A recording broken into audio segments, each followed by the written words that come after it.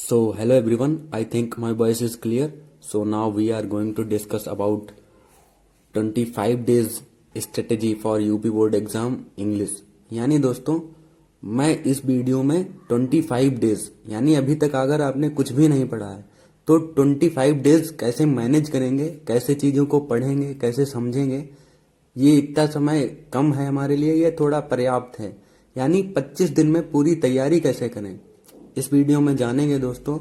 तो आप हमारे साथ वीडियो के अंत तक बने रहिएगा। मिलते हैं वीडियो के अंत में।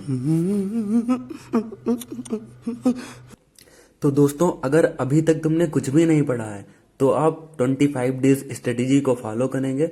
उम्मीद है आपको एग्जाम में बहुत हेल्प होने वाली है। तो दोस्तों, इस वीडियो के माध्यम से आप 60 प्लस बहुत ही आराम से 70 में लेके आएंगे, ये गारंटी ले सकते हैं दोस्तों। तो सबसे पहले दोस्तों, किस हिसाब से पढ़ना है, क्या पढ़ना चाहिए, क्या एग्जाम ओरिएंटेड रहेगा, कौन से इंपॉर्टेंट चैप्टर हैं, क्या छोड़ना चाहिए, क्या पढ़ना चाहिए, सब बारे में जानेंगे। तो दोस्तों, बिना टाइम वेस्ट करते हुए चलते हैं सीधे टॉपिक की ओर। तो दोस्तों, सबसे पहले हम 25 डेज को 3 पार्ट में बांटेंगे। यानी दोस्तों 10-10 की 2 स्लॉट बनाएंगे और 1 स्लॉट 5 की बनाएंगे, जो कि आपके सामने है। तो सबसे पहले दोस्तों 10 दिन में हम लोग ग्रामर का पोर्शन सब खत्म करेंगे और 10 दिन में लिटरेचर का पोर्शन खत्म करेंगे। और 5 दिन जो बचेंगे इसमें हम लोग प्रैक्टिस करेंगे, वो भी लिख लिख कर। क्योंकि दोस्तों, अगर आप लिख लिख कर प्रैक्टिस नहीं करेंगे तो एग्जाम में आपके थॉट ही नहीं आएंगे और लिखने में प्रॉब्लम होगी और 3 घंटे एग्जाम में बैठना भी मुश्किल पड़ जाएगा। तो दोस्तों जो बच्चे यानी जो स्टूडेंट्स इस स्ट्रेटेजी को फॉलो करेंगे उनको एग्जाम में 100% रिजल्ट अच्छा ही मिलेगा। क्योंकि दोस्तों इस स्ट्रेटेजी के पीछे हमने बहुत ही वर्क किया है और चीजों को समझा है। बहुत ही इंपॉर्टेंट चैप्टर भी आपके सामने लेके आया हूं। तो बिना टाइम वेस्ट करते हुए चलते हैं सीधे टॉपिक की ओर। तो दोस्तों, हम सबसे पहले 25 डेज को 3 स्लॉट्स में बांट लेंगे और 10 डेज में हम लोग ग्रामर का पोर्शन खत्म करेंगे। तो हम लोग सबसे पहले जो डे 1 होगा दोस्तों, डे 1 के अंदर हम लोग रीऑर्डरिंग का पोर्शन खत्म करेंगे। और वो कैसे खत्म करेंगे, सबसे पहले यूट्यूब पर डालेंगे रीऑर्डरिंग, किसी से भी पढ़ लेना दोस्तों, बहुत ही लेक्चर आ जाएंगे तुम्हारे सामने।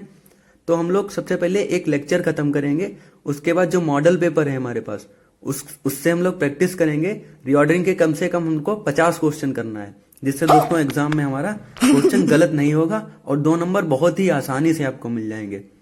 रीऑर्डरिंग में दोस्तों ज्यादा कुछ होता नहीं है। ऐसे लिखा होगा कि इज बिलाइंडा वेरी गर्ल ब्यूटीफुल, तो दोस्तों ये गलत हो जाएगा। इसको सही से सीक्वेंस वाइज से सेट करना होता है, जैसे Belinda is a very beautiful girl. तो दोस्तों सही हो जाएगा और इसमें ज्यादा कुछ करना भी नहीं हुआ। 2 नंबर आपके बिल्कुल फ्री में मिल जाएंगे। उम्मीद है आपको यहाँ तक क्लियर होगा। 50 नहीं एग्जाम्पल करेंगे तो 20 तो करेंगे ही, ठीक। अब डे 2 की बात करेंगे हम लोग। डे 2 के अंदर हम लोग पंक्चुएशन खत्म करेंगे। पंक्चुएशन में भैया कुछ नहीं करना होता है, खाली सेंटेंस आपका लिखा होगा, कहां पर कॉमा, इन्वर्टेड कॉमा, कहां पर क्वेश्चन मार्क, फुल स्टॉप कहां पर लगाना है, कौन सा अक्षर कैपिटल होगा, यही सब करना होता है। बहुत ही इजी रूप से कर लेंगे आप लोग। 2 नंबर ये भी आपके बिल्कुल फ्री ही होंगे। सबसे पहले यही करेंगे कि यूट्यूब पर पंक्चुएशन डाला, पढ़ लिया, लेक्चर खत्म, तुरंत हमने मॉडल पेपर उठाया और 20 से 30 क्वेश्चन प्रैक्टिस की और हमारा टॉपिक खत्म। अब डे 3 की बात करेंगे हम लोग। डे 3 के अंदर दोस्तों सबसे इंपॉर्टेंट टॉपिक है जो कि प्रीपोजिशन। प्रीपोजिशन हम लोग दोस्तों यूट्यूब पर डालेंगे प्रीपोजिशन और प्रीपोजिशन विधि विधान से पढ़ लेंगे। और जब पढ़ लेंगे, एक क्लास खत्म हो जाएगी हमारी, उसके बाद हम लोग वही प्रोग्रेस करेंगे जो पीछे कर रहे थे, कि हम तुरंत हमने निकाला मॉडल पेपर और प्रीपोजिशन के जितने एमसीक्यूज थे वो सब लपेट दिए, ठीक दोस्तों। अब डे 4 की बात करेंगे। डे 4 और डे 5 यानी दोस्तों 2 दिन हम एक टॉपिक को खत्म करेंगे जो कि एग्जाम से बहुत ही इंपॉर्टेंट है, जिसका नाम है नरेशन। नरेशन दोस्तों लगभग 2 दिन में हमको खत्म करना है। सबसे पहले क्या करेंगे, यूट्यूब पर डालेंगे नरेशन, किसी से भी पढ़ लेना दोस्तों। नरेशन डालेंगे, नरेशन की जब क्लास खत्म हो जाएगी तब हम लोग प्रैक्टिस के लिए न्यू स्टाइल या आपके पास मॉडल पेपर होगा, वहां से आप प्रैक्टिस कर सकते हैं। इसमें दोस्तों कॉन्सेप्ट का बहुत ही ध्यान रखना पड़ता है दोस्तों, बहुत ही ध्यान से पढ़ना होता है। इसमें दोस्तों सबसे ज्यादा हमको ध्यान देना है इंट्रोगेटिव वाले में। यानी दोस्तों इंट्रोगेटिव से डायरेक्ट इनडायरेक्ट में ज्यादा पूछा जाता है। यानी दोस्तों इंट्रोगेटिव बहुत ही इंपॉर्टेंट है, बहुत ही इंपॉर्टेंट है। मोस्टली क्वेश्चन बनता है तो इंट्रोगेटिव से बनता है, तो दोस्तों उसको बहुत ही अच्छे से कवर करेंगे। अब दोस्तों जो हमारे नेक्स्ट 2 डेज होंगे, अब दोस्तों यहाँ तक देखो हमारे 1 2 3 4 5 डेज कंप्लीट हो चुके हैं। अब नेक्स्ट 2 डेज में हम लोग एक्टिव पैसिव खत्म करेंगे। 2 दिन में, एक पहले दिन हम लोग करेंगे लेक्चर को खत्म, लेक्चर के बाद हम लोग वही अपना मॉडल पेपर लेके प्रैक्टिस करेंगे, और जो नेक्स्ट डे होगा उसके जो कॉन्सेप्ट हम लिखेंगे उसको रिवाइज करना है। यानी दोस्तों 2 दिन में हम लोग खत्म कर लेंगे एक्टिव पैसिव। तो यहाँ तक टोटल दोस्तों 7 डेज कंप्लीट हो चुके हैं। अब दोस्तों 8 डे, यानी 8 डे में हम लोग क्या करना है, 8 डे में हम लोगों को क्या करना है, 8 डे में हम लोग पढ़ेंगे translation, how to convert Hindi to English. यानी दोस्तों ट्रांसलेशन पढ़ेंगे हम लोग एक दिन, और यूट्यूब से आप वही क्लास ले लीजिएगा और मॉडल पेपर से स्टोरी कोई भी उठा लीजिएगा और इसको अंग्रेजी में ट्रांसलेट करते रहिएगा। अगर नहीं हो रहा है तो ज्यादा एफर्ट मत डालिएगा, बाकी आपकी मर्जी, ठीक। यहाँ तक दोस्तों क्लियर है। अब यहाँ तक हम लोगों के टोटल 8 डेज कंप्लीट हो चुके हैं, और 9 डेज में हम लोगों को करना है अनसीन पैसेज। अनसीन पैसेज दोस्तों बहुत ही इंपॉर्टेंट है, 7 नंबर आपके बिल्कुल फ्री में मिलेंगे, लेकिन उसमें लास्ट में जो एक एंटोनिम या सिनोनिम करके पूछते हैं वो थोड़ा हट सकता है। बाकी क्लास 10th में अनसीन पैसेज थोड़ा इजी रूप में पूछे जाते हैं, तो वो आप बहुत ही आसानी से कर लेंगे। आपको पैसेज में ही मोस्टली आंसर मिल जाएगा, कुछ ही पैसेज हैं जिनमें नहीं मिलेगा। बाकी दोस्तों लास्ट डे यानी 10th डे में हम लोग क्या करेंगे, 10th डे में दोस्तों हम लोग एप्लीकेशन करेंगे, जो कि बहुत ही इंपॉर्टेंट है दोस्तों।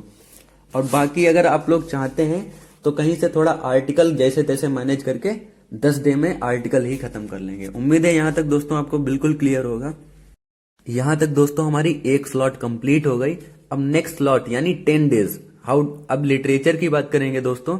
लिटरेचर में हम लोग 10 डेज कैसे मैनेज करें। सबसे पहले दोस्तों पहले डेज में क्या करेंगे, यानी दोस्तों डे फर्स्ट में हम लोग करेंगे a letter to God. A letter to God की समरी पढ़ेंगे पहले, और फिर मोबाइल साइड में कर देंगे और कॉपी पेन लेके आराम से एकांत में कहीं बैठकर जो आपने समरी में पढ़ा हो उसी को पेन से लिख लिख कर प्रैक्टिस करेंगे। क्योंकि दोस्तों अगर आप लोग लिख लिख कर प्रैक्टिस नहीं करेंगे तो मैंने बताया था आपको एग्जाम में आप कुछ भी नहीं लिख पाएंगे और सोचेंगे वहां बैठ के, तो खाली आपका टाइम खराब होगा। यही करना है हमको, सबसे पहले समरी पढ़ना है। समरी पढ़ के मोबाइल भैया साइड में कर देंगे और एकांत में बैठकर कहीं पर जो समरी में पढ़ा उसी को हम इंग्लिश में लिखते चले जाएंगे, जिससे हमारी लिखने की प्रैक्टिस भी हो जाएगी। और जो हम लिखेंगे अपने आसपास कोई भैया या कोई अच्छा टीचर हो उससे देखकर चेक करवा लीजिए। अ लेटर टू गॉड दोस्तों इतना इंपॉर्टेंट चैप्टर है जिससे हर साल क्वेश्चन पूछे जाते हैं। बात तो सही है। दोस्तों इसको बहुत ही अच्छे से हम लोग कवर करेंगे। अब दोस्तों बात करते हैं नेक्स्ट चैप्टर की, यानी डे 2। डे 2 के अंदर हम लोग नेल्सन मंडेला का लॉन्ग वॉक टू फ्रीडम पढ़ेंगे दोस्तों। ये भी बहुत ही इंपॉर्टेंट चैप्टर है। ये 2 चैप्टर इतने इंपॉर्टेंट हैं जिनसे हर बार एग्जाम में क्वेश्चन आते ही आते हैं। अब दोस्तों इसके बाद हम लोग पढ़ेंगे ग्लिम्सेस ऑफ इंडिया। इसमें दोस्तों 2 पार्ट हैं, दोनों को बहुत ही अच्छे से कवर करेंगे। 3 पार्ट हैं, तीनों को बहुत ही अच्छे से कवर करेंगे। ये 3 भी दोस्तों हमारा कंप्लीट हो जाएगा। कंप्लीट दोस्तों हमने आपको बताया कैसे करना है। सबसे पहले हम लोग समरी पढ़ेंगे, समरी के बाद हम लोग लिख लिख कर प्रैक्टिस करेंगे। जो हमको समरी आती है वो हम लिख के देखेंगे, और उसके बाद दोस्तों मॉडल से प्रैक्टिस कर सकते हैं। आपको जो भी क्वेश्चन लिखा हो उसमें अगर कोई कठिन वोकेबलरी लग रही है तो उसको गूगल से सर्च कर कर याद कर लेंगे दोस्तों। और कायदे में फायदा इसमें रहेगा कि दोस्तों जिस चैप्टर की जो वोकैब हो उसी की वोकैब उसी के आंसर में यूज करेंगे, तो इससे आपको एग्जाम में बहुत ही हेल्प होने वाली है। इसके बाद हम लोग दोस्तों डे 4 के अंदर द प्रपोजल पढ़ेंगे। इससे भी दोस्तों बहुत ही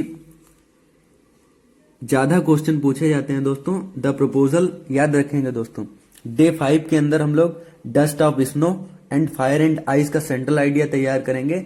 और दोस्तों दूसरी बात यह है कि सभी भैया बहनों को 4 लाइन की पोएम आनी ही चाहिए। यानी दोस्तों 4 लाइन की 2 पोएम याद कर लेंगे हम लोग, जो कि एग्जाम में अगर एक पूछ दे तो हम दूसरी लिख देंगे। यानी दोस्तों जो पोएम एग्जाम में हमसे पूछा जाता है, जिसका पैसेज पूछा जाता है हमसे, वही हमको पोएम तुरंत छाप नहीं देनी है। जैसे पेपर्स देखी भाई हमने उसमें लपेट दी, तो ये सब नहीं करना है। 2 पोएम सब लोग याद करेंगे 4-4 लाइन की, यानी दोस्तों 8 लाइन की।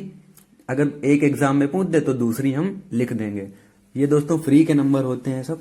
अब दोस्तों डे 5 कंप्लीट हो गया। डे 6 के अंदर हम लोग कवर करेंगे the ball poem and Amanda and animals and the trees. ये बहुत ही इंपॉर्टेंट पोएम है और आपका सेंट्रल आइडिया भी इन्हीं पोएम्स में बन जाएगा। अब दोस्तों सप्लीमेंट्री की बात करते हैं। पोइट्री की हो चुकी है।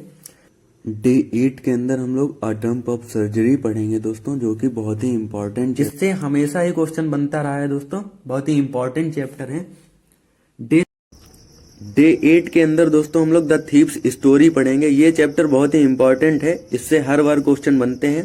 क्वेश्चन बनता है दोस्तों, right a character sketch of Hari Singh. ये बहुत ही इंपॉर्टेंट क्वेश्चन है, जो कि 2 से 3 बार पूछा भी गया है। इसके बाद हम लोग डे 9 की बात करेंगे। डे 9 के अंदर हम लोग द नेकलेस पढ़ेंगे और वोली वाला पढ़ेंगे। नेकलेस के अंदर दोस्तों पूछा जाता है, write a character sketch of Mathilda and write a character sketch of M Loisel. ये दोनों क्वेश्चन बहुत ही इंपॉर्टेंट है। इसके बाद बोली वाला भी चैप्टर बहुत ही इंपॉर्टेंट है, इसको भी अच्छे से करेंगे।